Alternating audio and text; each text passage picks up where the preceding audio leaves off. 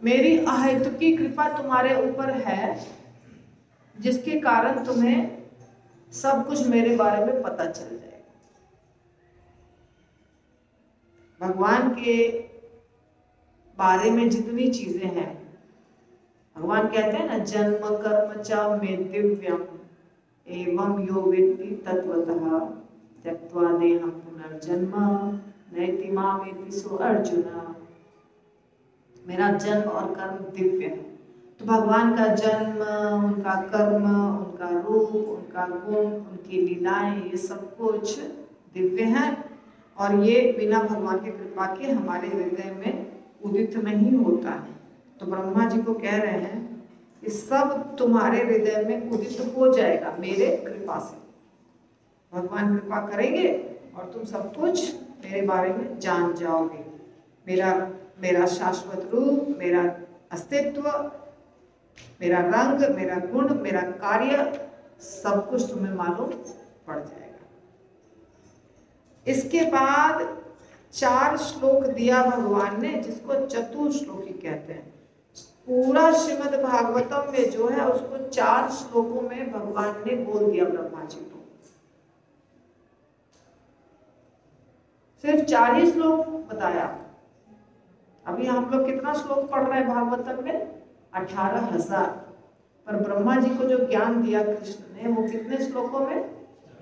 4 श्लोकों में। तो उसको कहते हैं चतुश्लोकी भागवतम। अहम, उसका पहला श्लोक आप सुनिए। अहम एव आसम एव अग्रे न अन्यत यत सत असत परम पश्चात अहम यत एतत् च यह अवशिष्येत सह अस्मि अहम। कितना सुंदर श्लोक है। कह रहे हैं अहम एव आसम एव अग्रे न अन्यत यत सत असत परम। सृष्टि के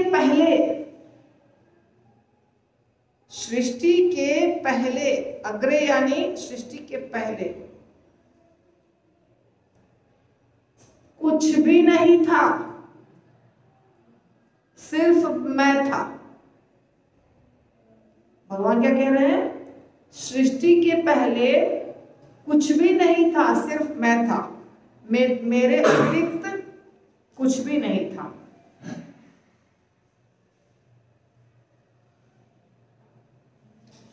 तब इस सृष्टि की कारण स्वरूपा भौतिक प्रकृति भी नहीं थी।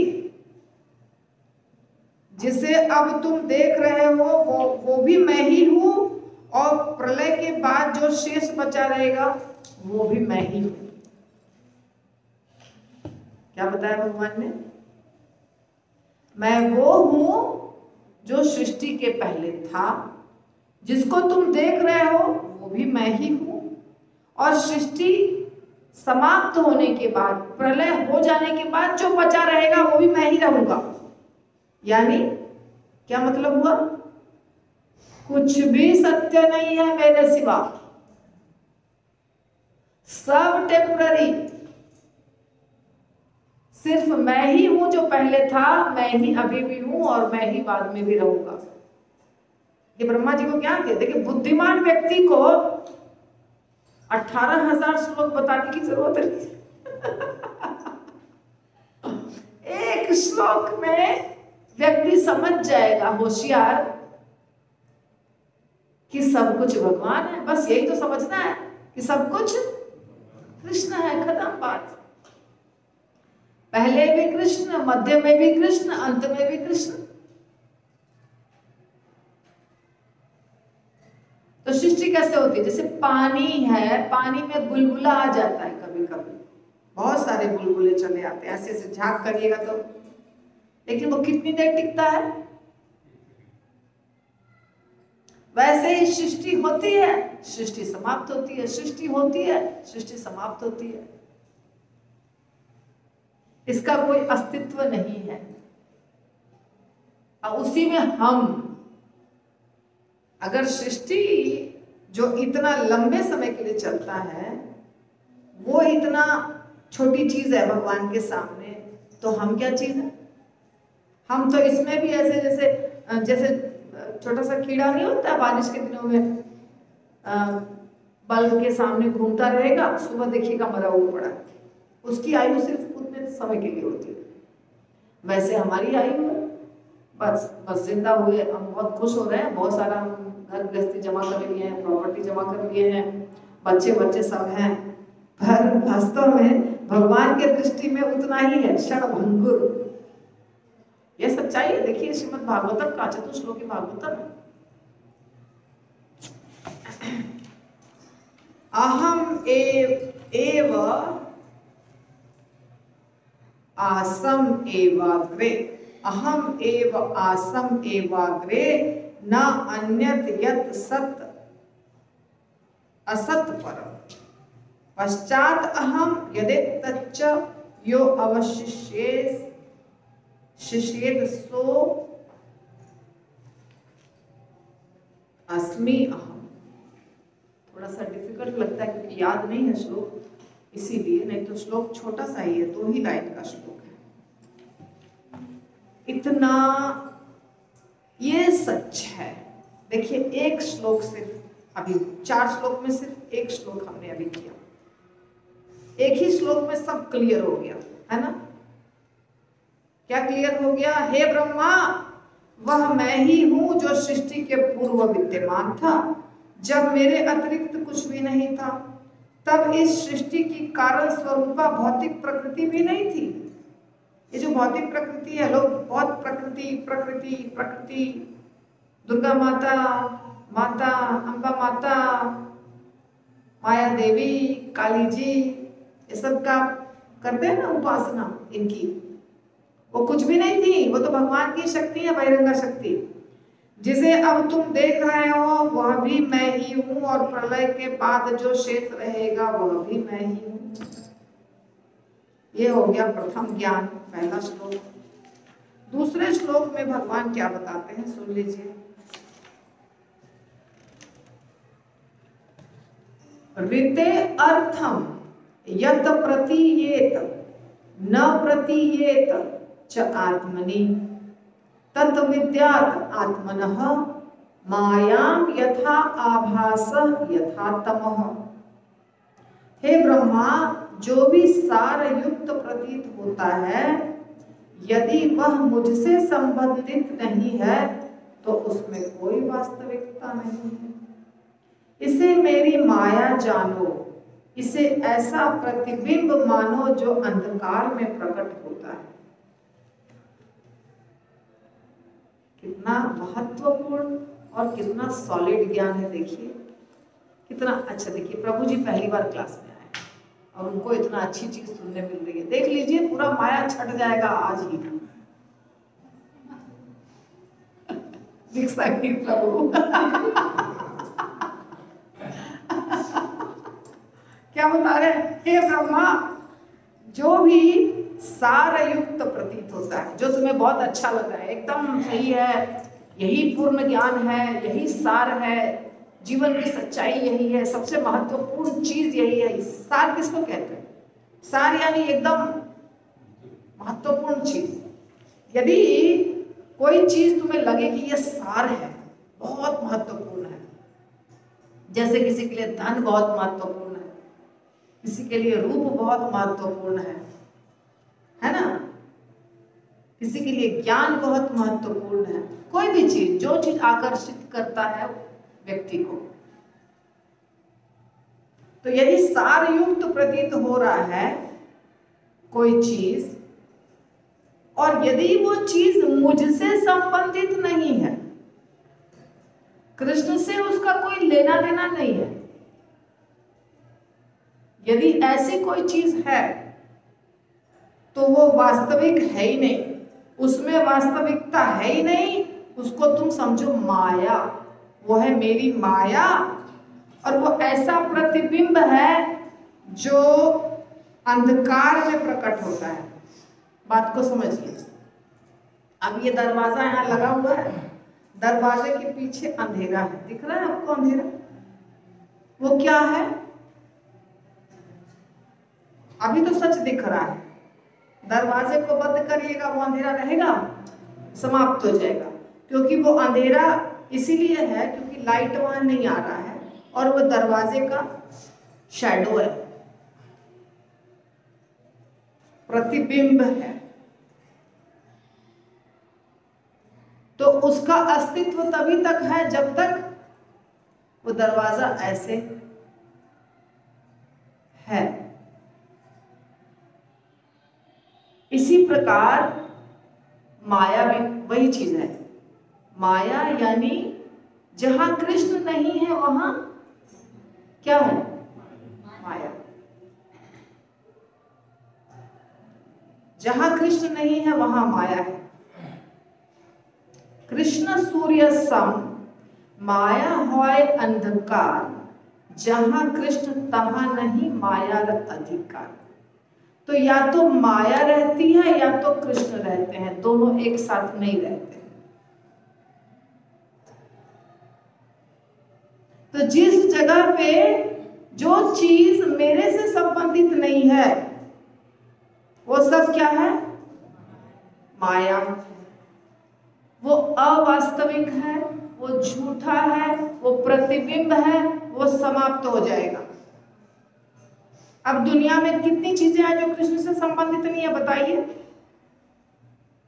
कोई भी चीज जब आप देखते हैं,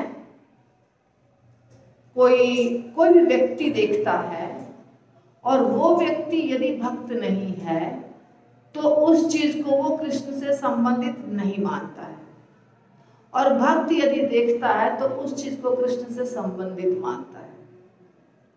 जैसे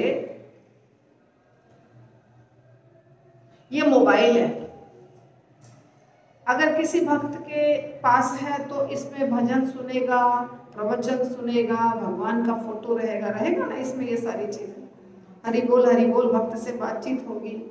लेकिन यदि ये किसी अभक्त के पास है तो क्या क्या बजेगा इसमें? फिल्मी गाने, गंदी चीजें भी हो सकती हैं, बातें भी गंदी हो सकती हैं, मर्डर भी हो सकता है, कुछ भी हो सकता है। तो सेम फोन एक बार प्रयोग हो रहा है किसके लिए?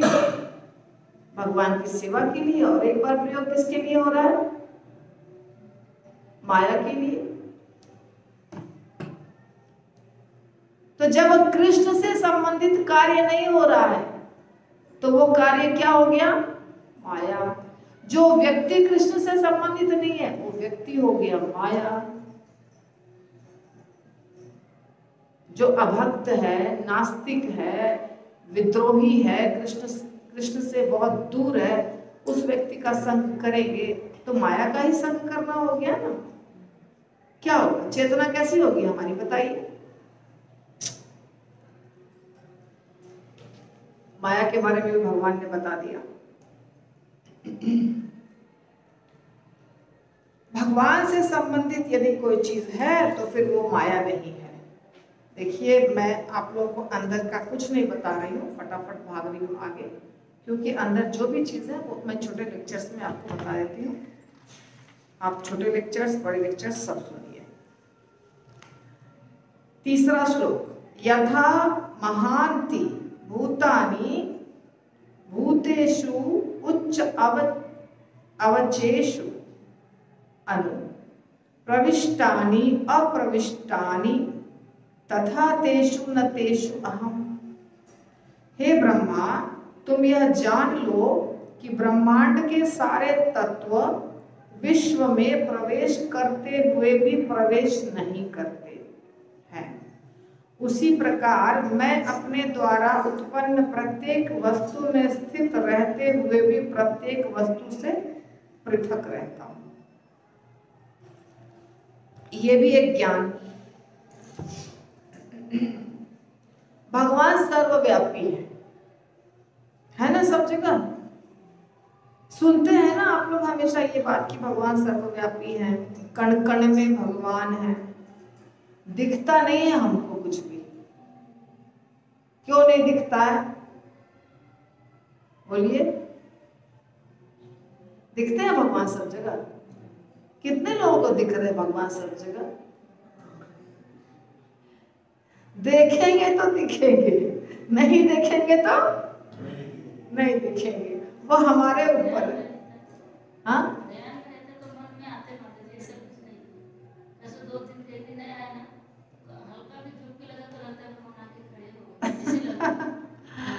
देखेंगे तो भगवान दिखेंगे और नहीं देखेंगे तो भगवान नहीं दिखेंगे।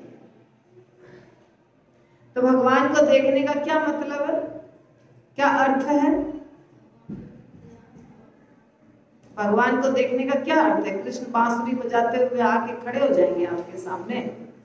बताइए, ये होता है क्या? ऐसा नहीं होता है। ऐसा किसके साथ होता है? सनातन गोस्वामी, माधवेंद्र पुरी, हमारे साथ नहीं होता है ऐसा। पर फिर भी आप महसूस कर सकते हैं भगवान को, यदि भक्ति रहेगी, शास्त्र चक्षु रहेंगे तो महसूस करिएगा भगवान को। तो तुम यह जान लो, ब्रह्मा कह रहे, हे ब्रह्मा तुम यह जान लो कि ब्रह्मांड के सारे तत्व विश्व में प्रवेश करते हुए भी प्रवेश नहीं करते हैं, उसी प्रकार मैं अपने द्वारा उत्पन्न प्रत्येक वस्तु में स्थित रहते हुए भी प्रत्येक वस्तु से पृथक रहता हूं। भौतिक सृष्टि किन चीजों से मिलकर हुई है? वो दुनिया की चीजें क्या क्या प्रमुख तत्व है जिससे मिलकर बनी है? बोलिए। हाँ, तो क्यों नटराज गौरंग अकेले बोल रहे हैं? आप लोग इतना दिन से क्या कर रहे हैं? पता नहीं आपको? बोलिए क्या क्या चीज है, बोलिए। हाँ, पृथ्वी, जल, आकाश, वायु और गगन। आकाश तो मतलब गगन हो गया। क्षिति, जल, पावक, गगन, समीरा। तो ये इसको महान तत्व कहते हैं, पंच तत्व भी कहते हैं, पंच महाभूत भी कहते हैं। तो इन्हीं चीजों से समूची सृष्टि बनी है, जो आत्मा को छोड़ के बाकी जितनी चीजें दिखती हैं वो ये 5 चीजों से मिलकर बनी है। चाहे समुद्र हो, चाहे पर्वत हो, या कोई प्राणी हो, या पौधा हो, या सर्प हो, पक्षी हो, सब कुछ, सबका शरीर इन्हीं 5 चीजों से मिलकर के बना हुआ है। अब ये 5 चीजें जो हैं हमारे शरीर के अंदर है कि नहीं है? बताइए। है। कैसे हैं? मैंने बच्चों को सिखाया है। किनके बच्चे क्लास में नहीं आते हैं? अच्छा, वो याद आ गई मुझे, किशोर प्रभु आपके बच्चे क्लास में नहीं आ रहे, एक भी संडे नहीं आ रहे हैं आपके बच्चे मेरे क्लास में। मेरे घर पे क्लास हो रहा है।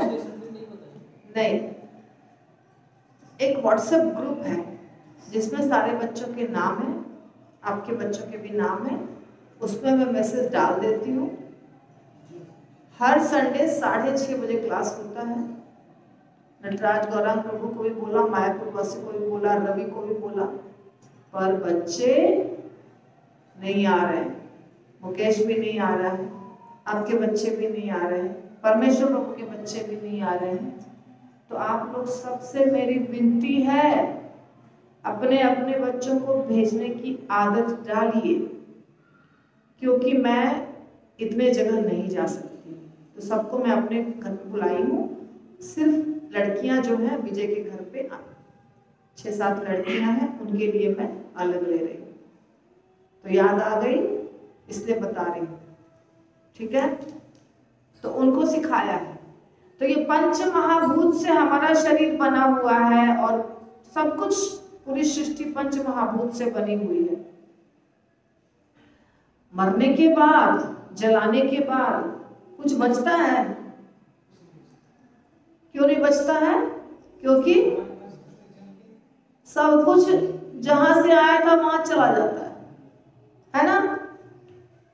और बनता कैसे है? देखिए, माता के गर्भ में छोटा सा आत्मा आता है ना, भगवान जो भेजते हैं आत्मा को, वो माता के गर्भ में आता है। तो माता जो खाती पीती है, क्या खाती पीती है?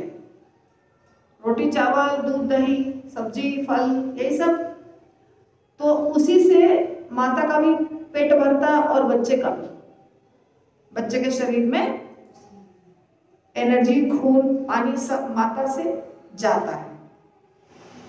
तो ये खाने का जितना पदार्थ है, हवा पानी और खाना, ये कहाँ से प्राप्त होता है?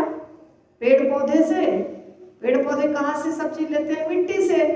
तो मिट्टी हो गया ना, पानी हो गया, हवा भी हो गया, और आग भी है, प्रकाश भी हो गया, और हमारे पेट में भी आग है जिससे बचता है। तो हमारा शरीर ये 5 चीजों से मिलकर बन गया, और इसीलिए जब हम जलाते हैं तो ये 5 चीजें वापस अपने अपने जगह चली जाती है। तो ये 5 चीजें हमारे शरीर के अंदर भी है और शरीर के बाहर भी है कि नहीं, बताइए? है ना? हाँ, तो ये 5 चीजें हमारे शरीर के अंदर भी है और शरीर के बाहर भी है। भगवान भी इस दुनिया में भी है और इस दुनिया के बाहर भी है। इस दुनिया की जितनी चीजें हैं वो भगवान के द्वारा निर्मित हैं कि नहीं?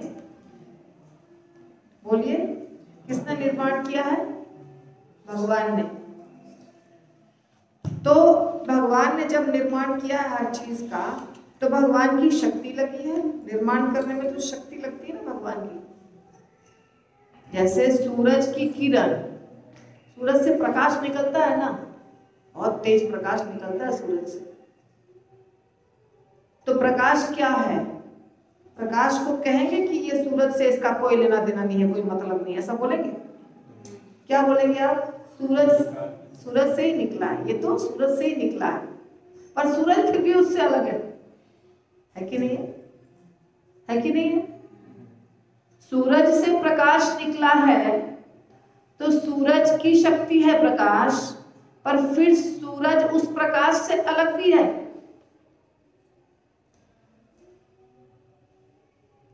इसी तरह भगवान की शक्ति से पूरी दुनिया बनी है, पर भगवान इससे अलग भी है, खत्म नहीं हो जाते हैं भगवान।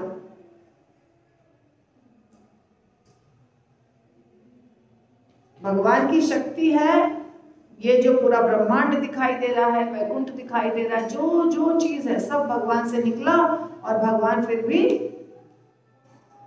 पूर्ण रूप में अपने स्थान पर है। ओम पूर्णमदः पूर्णमिदं पूर्णात् पूर्णमुदच्यते पूर्णस्य पूर्णमादाय पूर्णमेव अवशिष्यते। तो सारी सृष्टि भगवान से निकलती है, फिर भी भगवान वैसे के वैसे ही रहते हैं।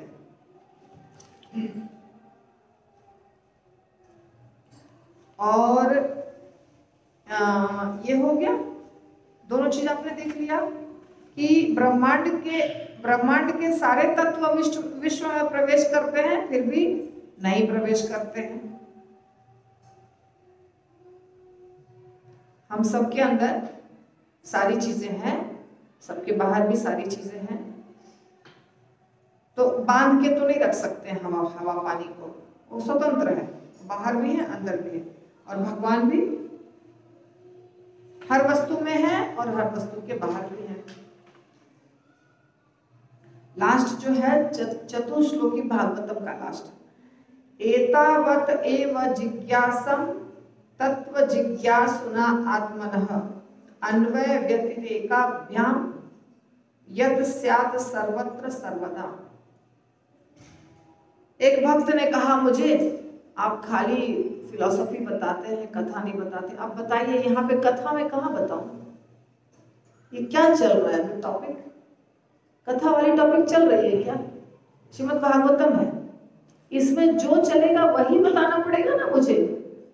जब कथा आएगी तो अपने आप कथा चलेगी, है ना? सच बात।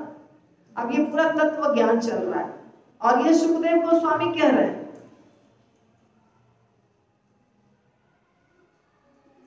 तो सुखदेव गोस्वामी जानते हैं कि पहले क्या बताना है।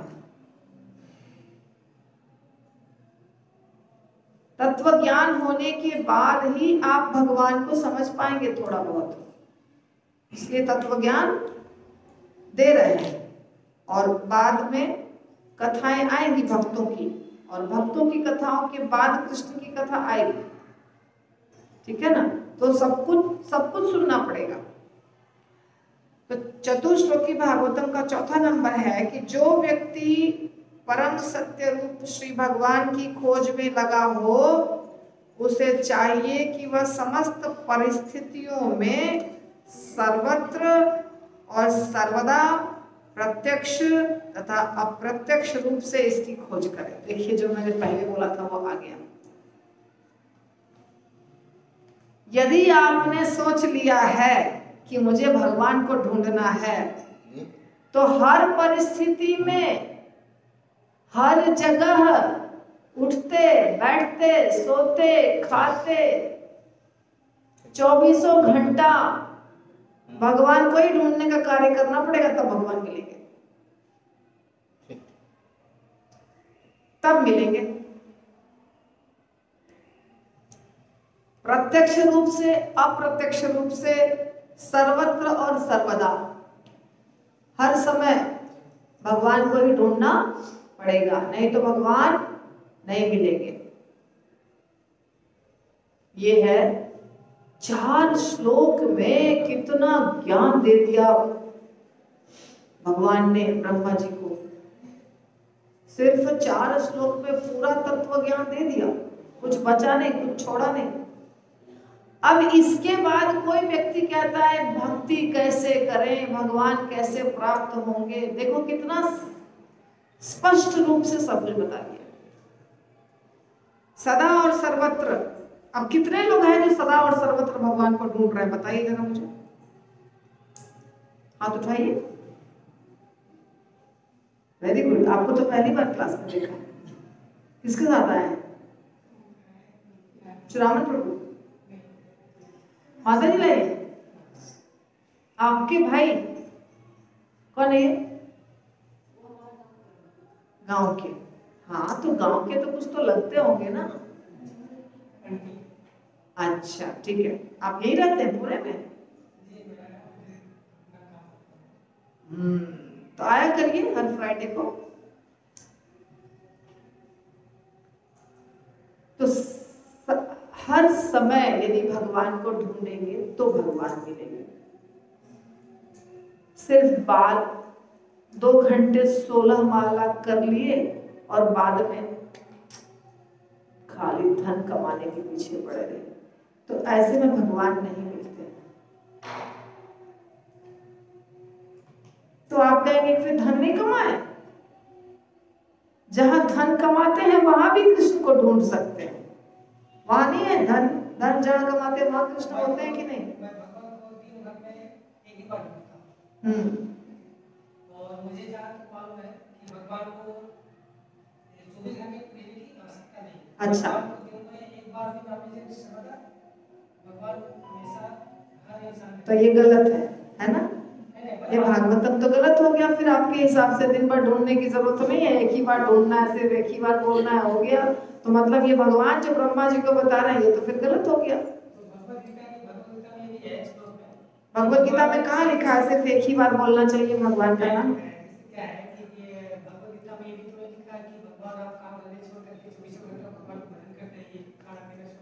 कहाँ लिखा है?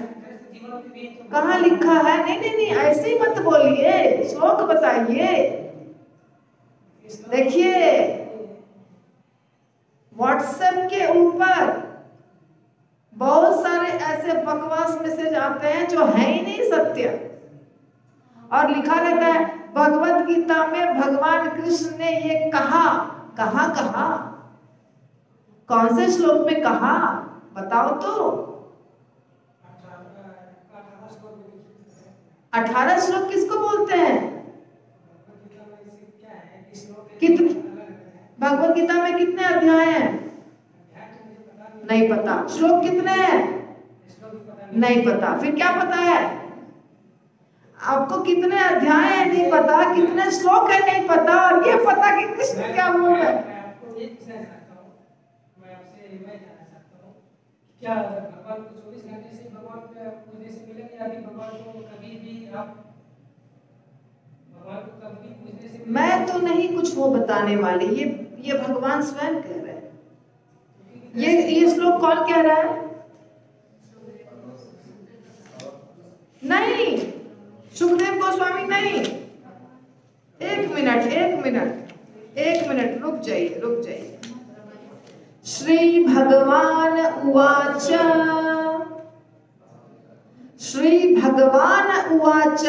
भगवान कह रहे हैं ब्रह्मा जी से कि सर्वत्र सर्वदा अप्रत्यक्ष रूप से प्रत्यक्ष रूप से 24 घंटे सिर्फ भगवान को ही ढूंढो, तब भगवान मिलेंगे। हर परिस्थिति में, उठते बैठते सोते खाते नींद में, हर समय भगवान को ढूंढना पड़ेगा।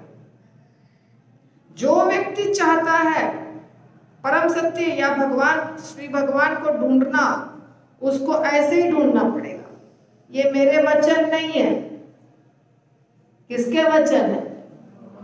भगवान के। इसको कौन काटने, किसको हिम्मत है काटने की? इसको बता दो, हिम्मत है तो बता दो। खत्म बात। मैं अपना स्टेटमेंट डालूंगी क्यों? खुलेआम जब भगवान कह रहे हैं तो बात यही खत्म।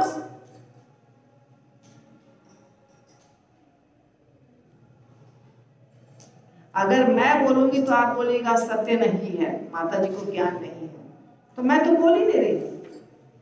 ये तो भगवान स्वयं बोल रहे हैं। अब रहा आपका प्रश्न, तो आपको जितना टाइम मिलता है उतना ढूंढिए। ये आपका अपना प्रॉब्लम है कि हमको टाइम नहीं है। किसी व्यक्ति को टाइम नहीं है ढूंढने का भगवान को, तो ये उस व्यक्ति का प्रॉब्लम है। सत्य है कि नहीं? ये भगवान का प्रॉब्लम है। ये उस व्यक्ति का पर्सनल प्रॉब्लम है कि मेरे पास समय नहीं है भैया भगवान को ढूंढने का, हम तो अपना रोजी रोटी कमाएंगे, बस खत्म बात। ये आपका प्रॉब्लम है कि आपके पास समय नहीं है। लेकिन भगवान कह रहे हैं कि मुझे ढूंढना हो तो 24 घंटे ढूंढना पड़ेगा।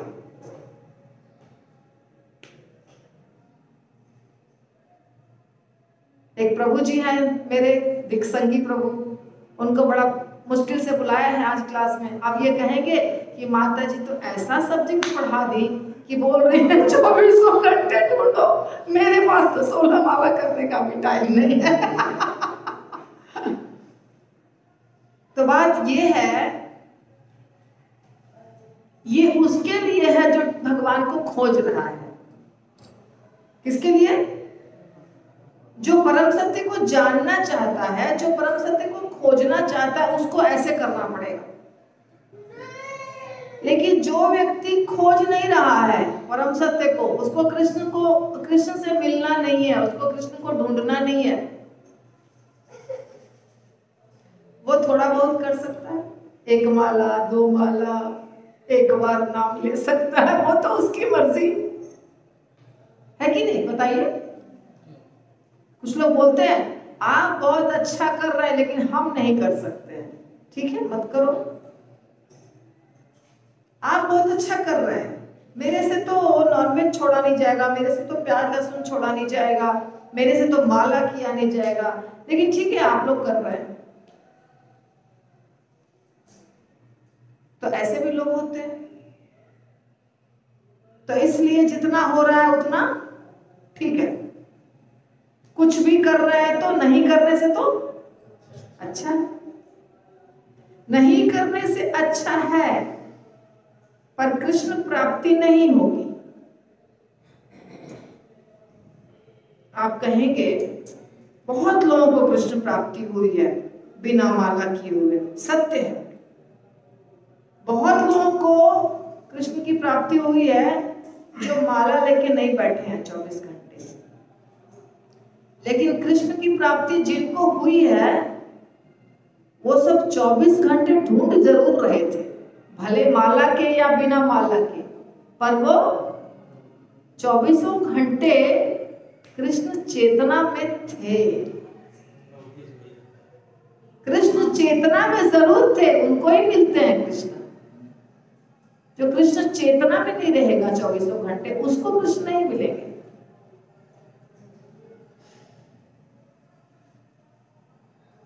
बात समझे?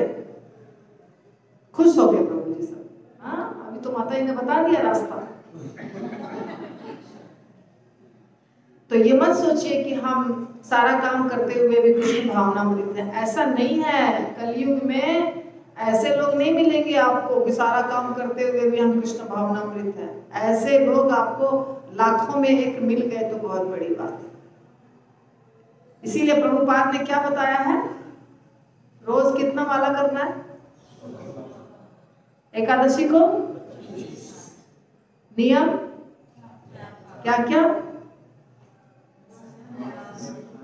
मांस मछली नहीं खाना, अंडा मुर्गा नहीं खाना, और नशा कोई भी प्रकार का नहीं करना, चाय कॉफी भी नहीं पीना, और मांस मछली के साथ साथ प्याज लहसुन भी नहीं खाना, चाय कॉफी बीड़ी सिगरेट तंबाकू गुटखा नहीं, और कोई भी तरह का जुआ नहीं खेलना, टिकट लॉटरी का नहीं खरीदना,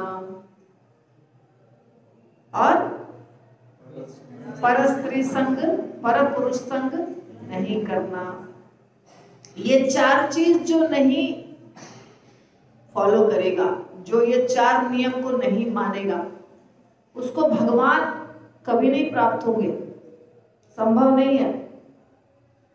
ये चारों कार्य पाप हैं, पाप को करते रहेंगे और भगवान भी मिल जाएंगे, ऐसा नहीं होता, ऐसा संभव नहीं है।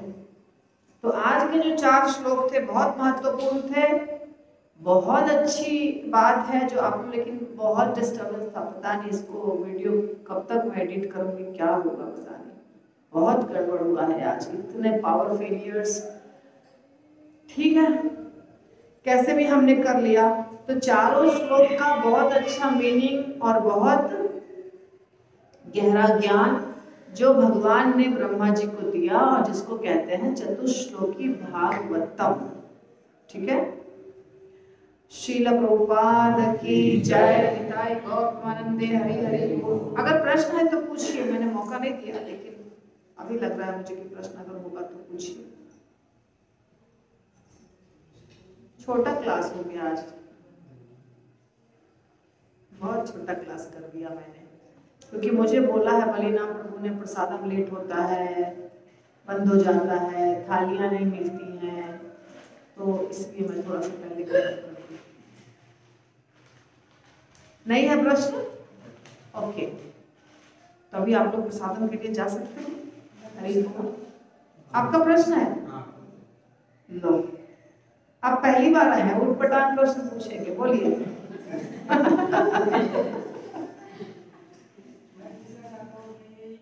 ये जो अध्याय जो बोला आपने, श्लोक बोला, तो ये बता सकते हैं कि किस श्लोक के 700 सबको पता है, मुझे क्या है, सबको पता है। 700 श्लोक। हाँ, और कितने अध्याय बताइए इनको, देखिए सबको पता है। मुझे नहीं पता था, इसलिए मैंने पूछा। तो एक भगवत गीता खरीद के दीजिए माता जी इनको, पढ़ने बोलिए रोज। रीति और प्रश्न था कि कभी भगवान कभी कहते हैं कि भगवत गीता में कहे हैं क्या कि हमेशा जीवन छोड़ के पूजते रहो मुझे?